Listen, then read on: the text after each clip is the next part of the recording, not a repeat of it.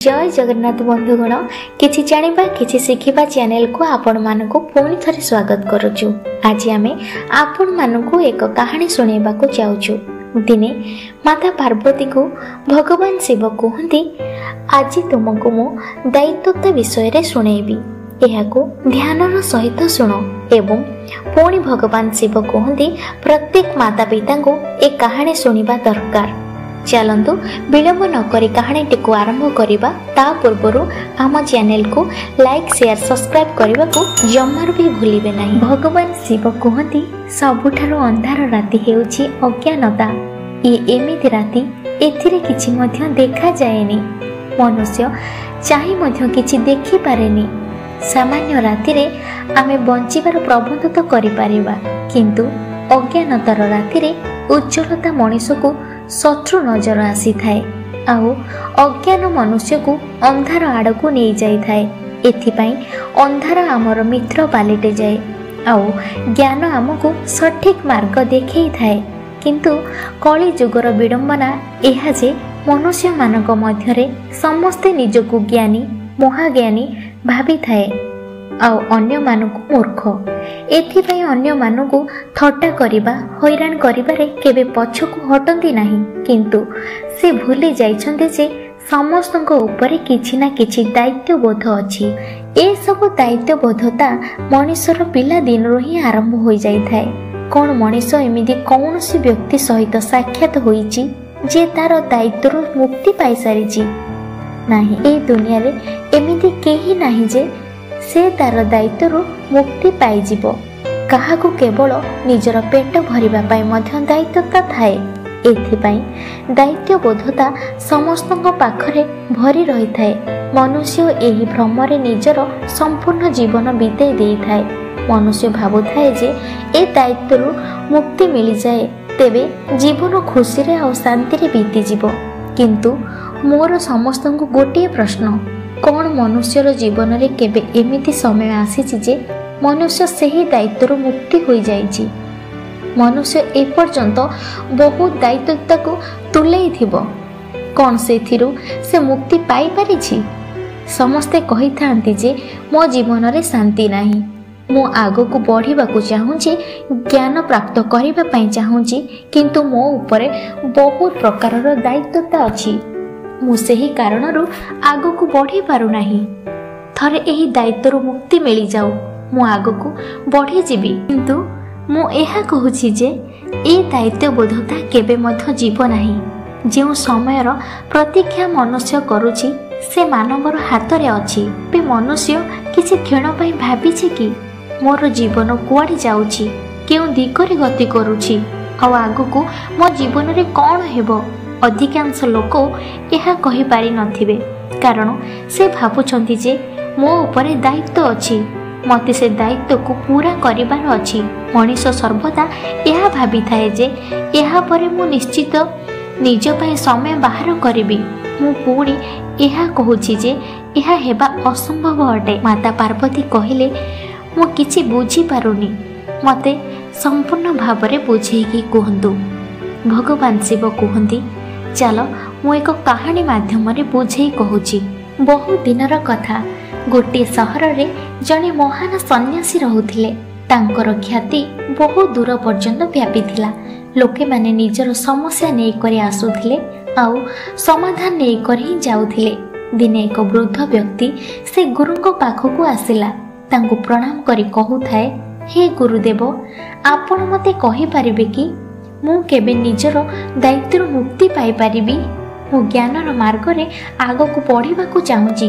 मु भाबुथिले जे मु जेबे मोर सबु दायित्व तुलेई नेबी तेबे एही मार्ग रे अवश्य आगो को बढ़िबी, किंतु आज पर्यंत मु निजर दायित्व मुक्ति पाई पारुनी। दायित्व बोधता केबे मध्य पछ छाडू नाही, सर्वदा मो पछरे लागि रहिछि।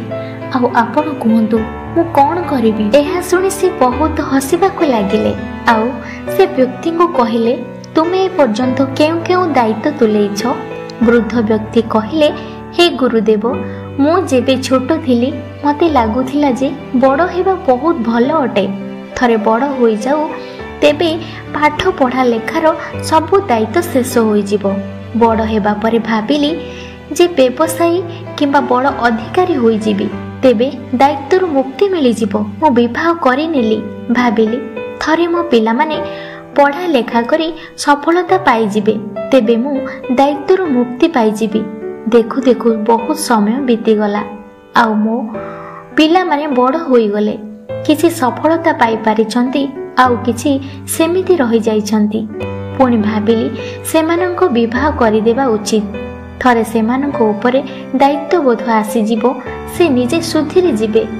यह भावी करी मो सेमानंकर विवाह मध्य कराई देली। पुणी मो मनरे लालसा आसिला, थरे मोर नाती नातुणीको मुह तो देखि नेबी।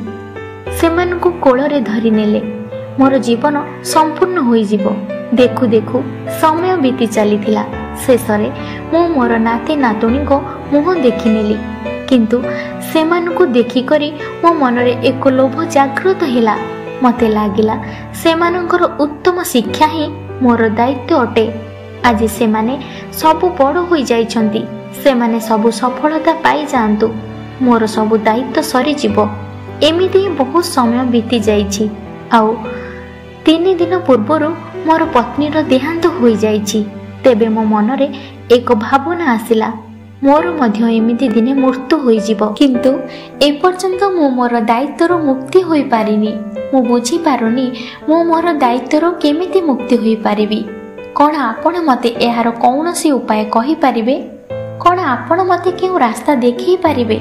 यह सुनी सन्यासी हसी करी वृद्ध व्यक्ति को कहिले, तुमे मो साथी रे चलो।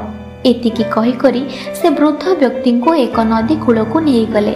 सेठाकु जाई से व्यक्ति को एक कूलरे बसाई देले, आउ निजे मध्य ता पाखरे बसी गले। आउ से व्यक्ति को कहिले, देख मु ए नदीर अन्य कूल को जीवा पई चाहूची, केवल तुमे देखि जाओ जे मु केमिति अन्य कूल को पहुंचुची। एतिकी कहि करी से नदी कूलरे बसी रहिले। देखु देखु दीपहर होई गला, तथापि से गुरु सेठारे बसिथिले। देखु देखु संध्या मध्य होई गला, तथापि से गुरु से नदी कूलरे ही बसी रहिथिले। से वृद्ध व्यक्ति गुरु को पचारिले, आपण ए कोन करूछंती? सन्यासी कहिले, मु नदीर एक कूलरु अन्य कूल को जीवा पई प्रस्तुति करूची।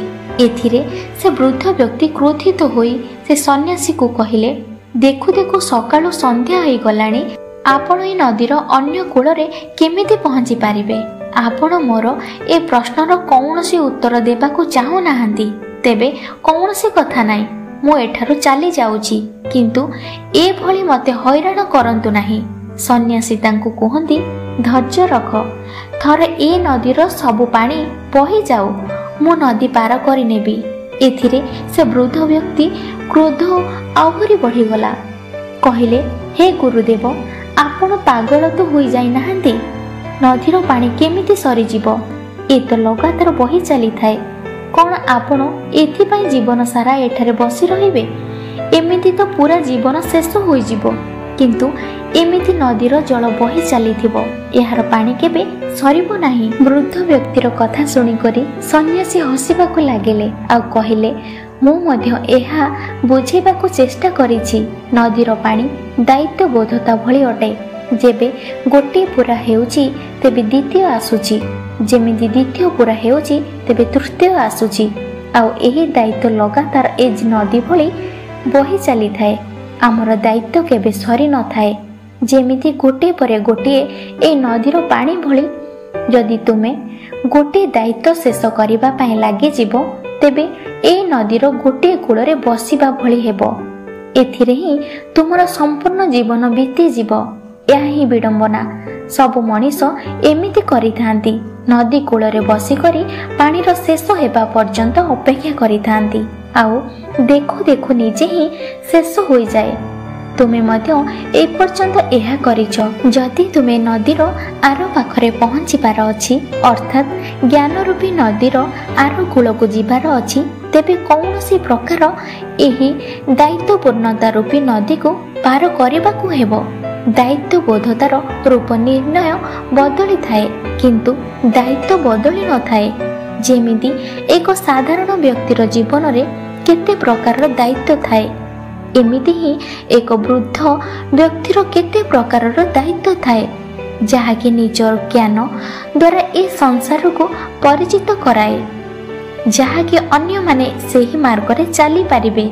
किंतु आमे साधारण व्यक्ति जेउ माने ए नदी कूल रे बसी करी आमर दायित्व सरीबा पर्यंत अपेक्षा करि थांती, से माने केबे से आर कूल रे पहुंची पारंती नाही। आउ अन्यपटे जेउ ज्ञानी व्यक्ति जे नदीर आर कूल रे अछि से निजर दायित्व स्वतंत्र होई तुलै थांती, आउ कौनसी दायित्वर बोझ तले दबी न थांती, आउ सी स्वतंत्र रूप से निजर कर्म करि थांती। सन्यासी से वृद्ध व्यक्ति को कहती, आमे मनुष्य माने केबे मध्य निजर दायित्व मुक्ति होई पारिबा नाही। जे पर्यंत आमर ए जीवन अछि से पर्यंत मनुष्य को कर्म ही करबा को हेबो, से पर्यंत आम उपरे दायित्व बोधता ही रहिबो। से निज रूप बदले देउना काहेकि, किंतु दायित्व बोधता अवश्य रहिबो।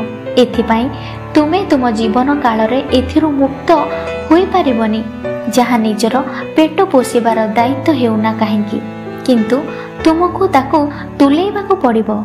एथिपाई जदि तुमे निजर दायित्व तुलेइबा पाई नदी रे पहरी ताकू पार करिबा पाई चाहुछ, तेबे तुमे करि पारिबो।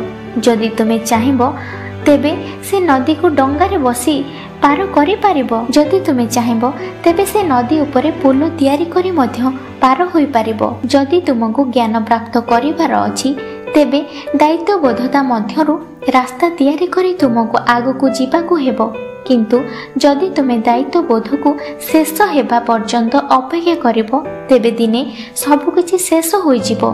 लोके कहिबे खाली हाथ रे आसीथिला आ खाली हाथ रे चली गला।